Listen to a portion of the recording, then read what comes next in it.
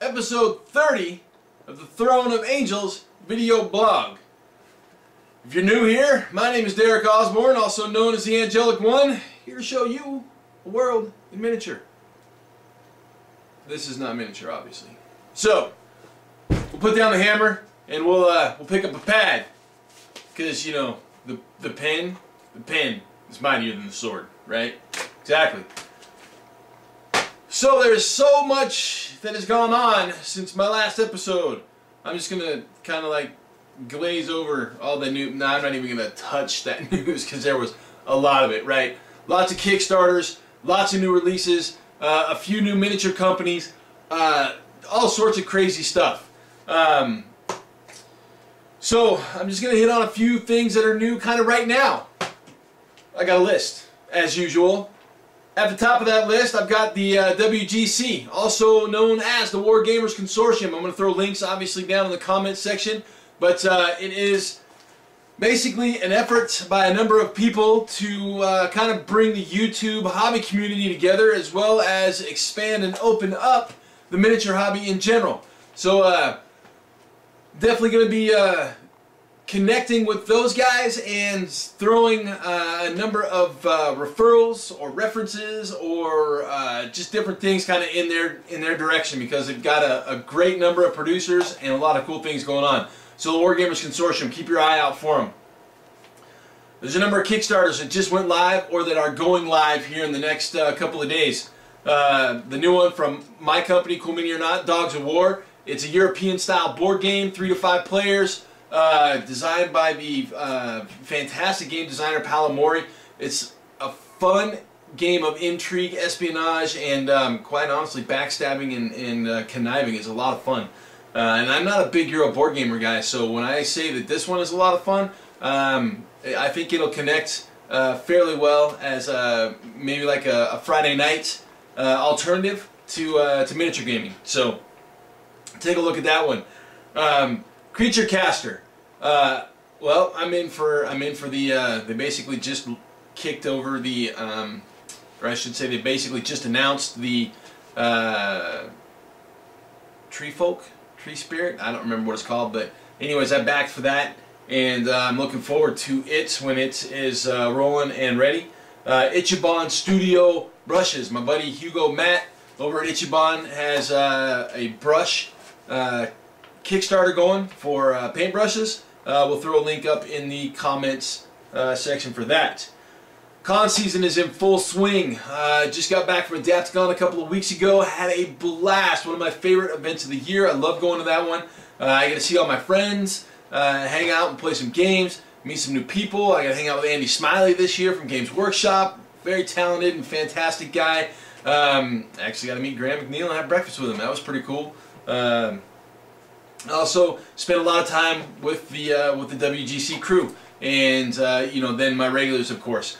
So Adapticon is a great show. I absolutely adore it. Salute over in the UK just finished up with the launch of Dark Age over there. Wayland Games now has the exclusive for the UK for distribution on Dark Age. So looking forward to Dark Age kind of opening up in the UK and hopefully a little bit further into the EU. Excited for that. CMON Expo coming up at the end of May. You guys can come down and hang out with yours truly, as well as our designers, our developers, some fantastic names on the card. We've got Jen Haley that's going to be there. Ted Terranova, creator of Rivet Wars, is going to be there. Michael Chenal, lead developer on Wrath of Kings and Dark Age, is going to be there. So lots of good times and lots of fun. It's one of my favorite weekends. I'm looking forward to it, so hopefully we'll see some of you there. On the horizon, there's a game coming called Twisted. I'm looking forward to that one. That's going to be a Kickstarter. Upcoming projects for my desk. I've got a Wild West Exodus surprise coming, as well as some stuff coming for Eldorado. What we're going to look at today, Project Woohan for my Inter-League Dark Age, or excuse me, Inter-Office Dark Age League. That's going to be fun. I've got a few models painted up for that are ready to go, and we'll jump that on the tabletop. Project Technus for Wrath of Kings. That's the one I'm currently working on. I'm slapping paint on that for the last few days. Good times. things that I've done in the last couple of months in the downtime. I actually did Project Ashman, which was for the boss for his birthday. I did a number of Ashman, a Wraithor, and some other stuff for House Nasir for his inter-office army. And I think that's about it as far as paintwork goes. I've got a few things to spoil and show next episode, including maybe some new models or some new plastics for Wrath of Kings, as well as possibly the Zombicide paint set from the Army Painter. So keep your eyes out for that one. Now, as always, I'm ready to rock and roll, so let's get this bad boy started, shall we? Woo! First up today, we're looking at Project Woohan. This is for the Inter-Office Dark Age League. It's an escalation league, so we're starting at 300, going to 500, and then 750. So I've got my 300 and my 500 list worked out. Don't have my 750 squared out yet, but this is my 300 list. So because some of the starter boxes are 305 points, we were allowed to go to 305. That's what this is, 305. So I've got John Woe here, 4 Harpies, and a Blazin. Now you'll see that obviously most of them are painted. However, Blazin is on a little painting stand. This is the Back to Basics painting stand setup. We'll take a look at that probably next episode. It's a fantastic little piece of equipment.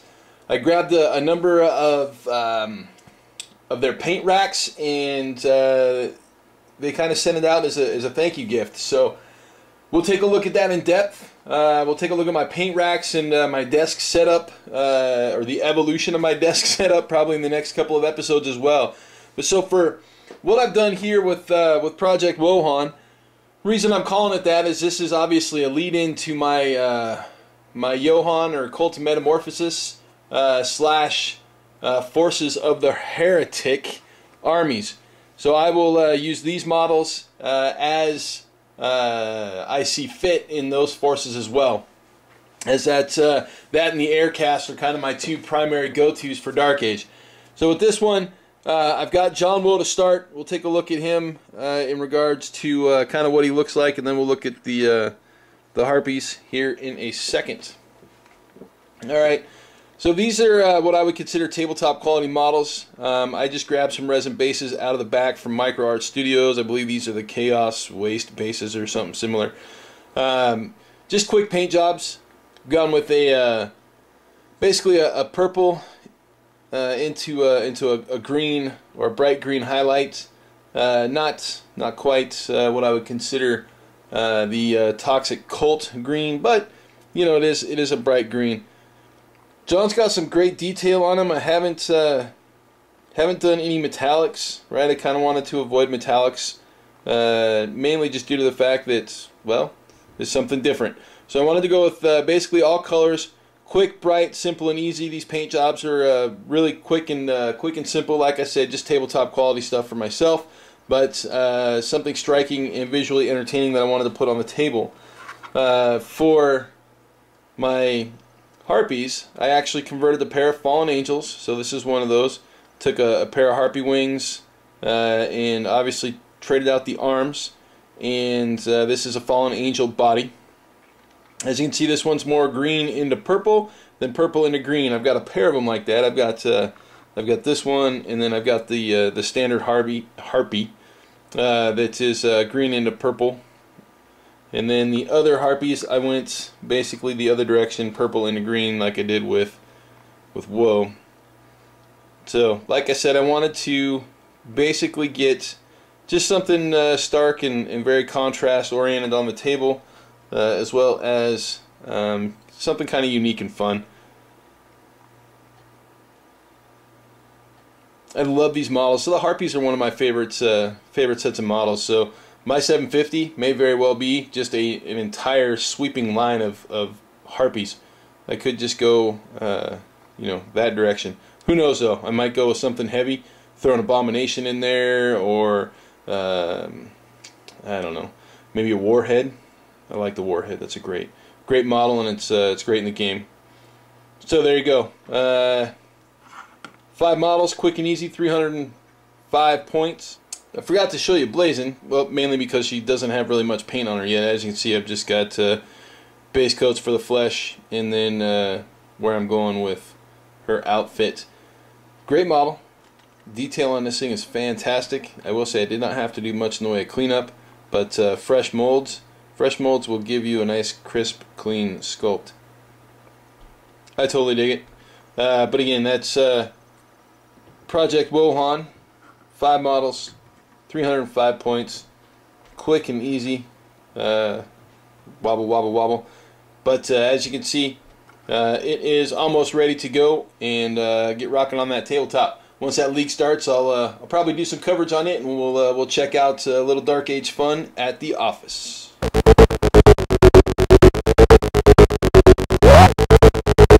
Now this is more akin to what my desktop usually looks like. I'm kind of a cluttered guy when it comes to painting, as I paint like a million things at a time. So I'll give you kind of a quick pan over my desk to see exactly what I'm talking about. So obviously I'm working on a unit of union workers here, and then I've got more union workers over there. I've got the Iron Ward. There's a cage if you can see him. I've got some Defender linemen there, and obviously I've got a couple of Zaleks and a couple of galvanic defenders there. I don't know if you saw, but I've got a Soric over there, as well as Rafe Savisk. I think that's how you say his name, Savisk? S-A-V-M, yeah, anyways. As you can see, I have some pretty cool bases here. This one is not quite done in regards to paint. I still have some source lighting to do. Basically, it's kind of a ruined factory look. Before you guys get all freaky and ask where I got these bases, currently they're custom bases that were made at my request. They might possibly be available for retail purchase from the guy that made them a little later on. I will keep you all updated. But as you can see, I've got 6 union workers going. This guy here is the one that I'm working on currently. I'm kind of going for a gray, green armor with just the basic leather for the breeches. However, these are demonic pig soldiers, so I want them to be a little more red than the standard pig soldier paint job. I'm kind of going to go with a red and blue as far as the primary colors. Like I said, the armor is going to be a kind of a gray-green. So I've got my little triad going on there. And, you know, I'm going to do some kind of creative stuff with it. I do have a full unit of Defender linemen up here. Give me a quick second. I'm actually going to take really quick. And by the magic of the pause button, I've got a whole new screen.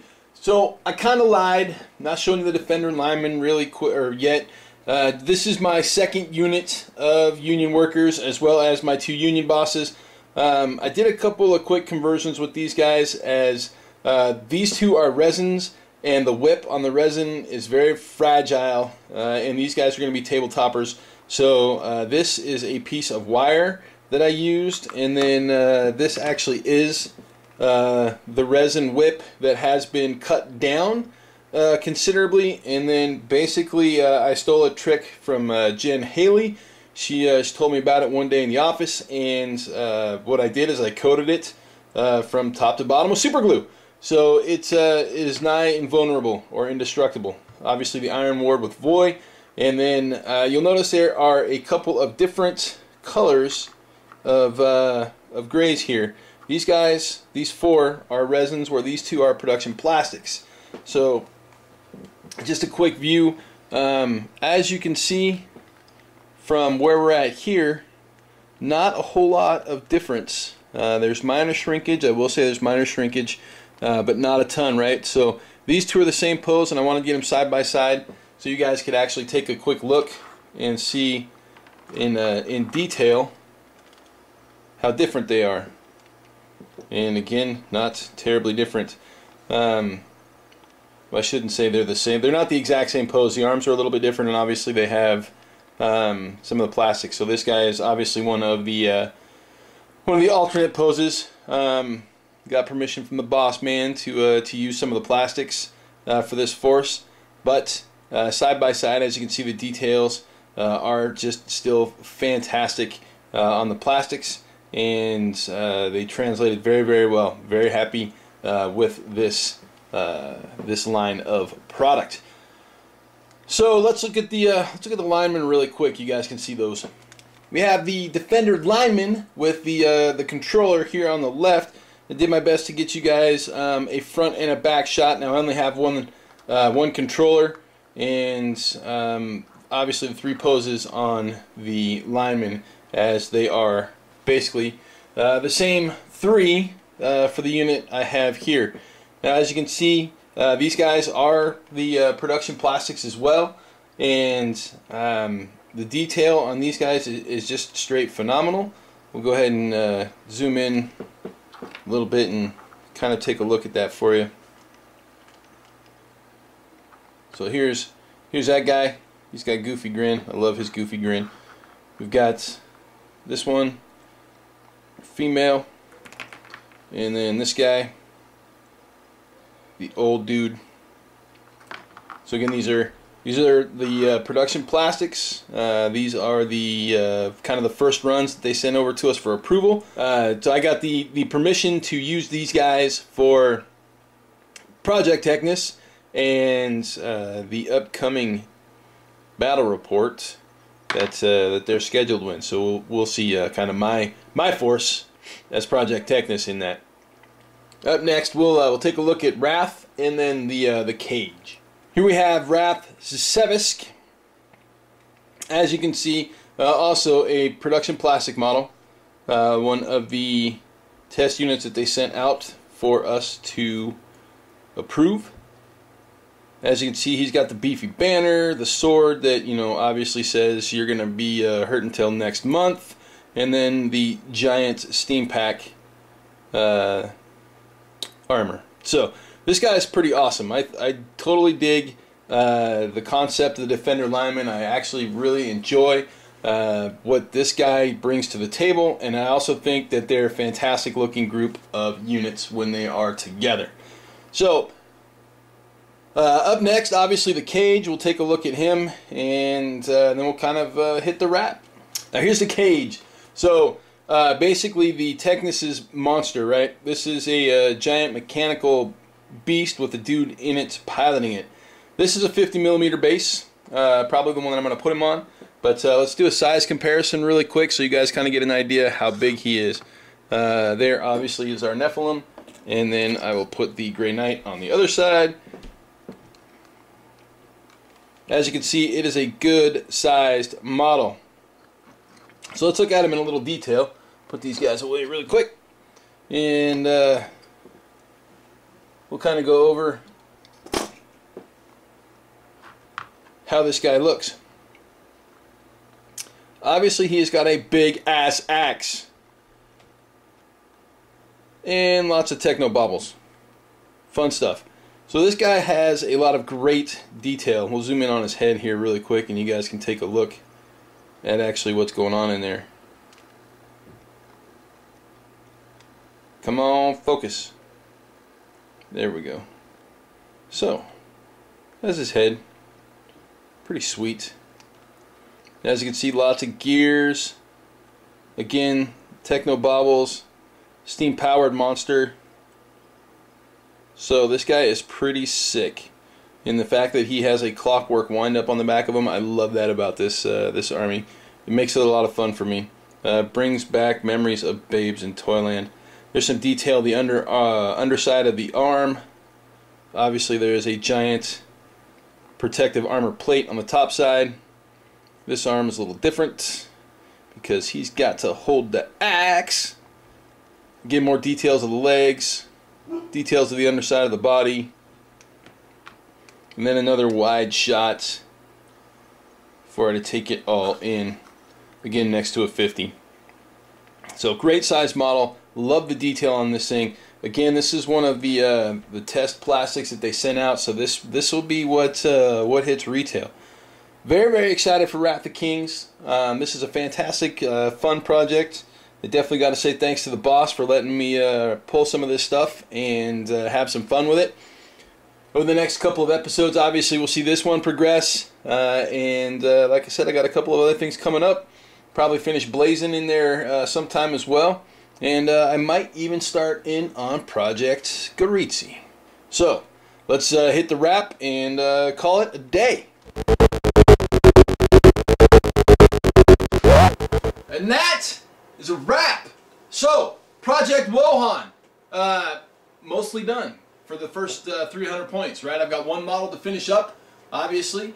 Excited to get that on the table. I think it's going to, basically wreak some havoc, cause some problems, and I'm going to have a lot of fun with it. As we roll the league into 500 points, I'm going to add John Woe's matched unit, the ANG 1E. Whatever it is. The ANG 1E or the Angie, which was his second model for the Immortals championship prize. Yeah, for the Immortals. Basically, he won the Immortals twice. So John Woe, and then the ANG 1E is actually his wife. So I'm going to add that for the 500 points plus 3 bolas. That should be a right pain in the rear, right? 3 bolas, 4 harpies, Blazing, John Woe, and Angie.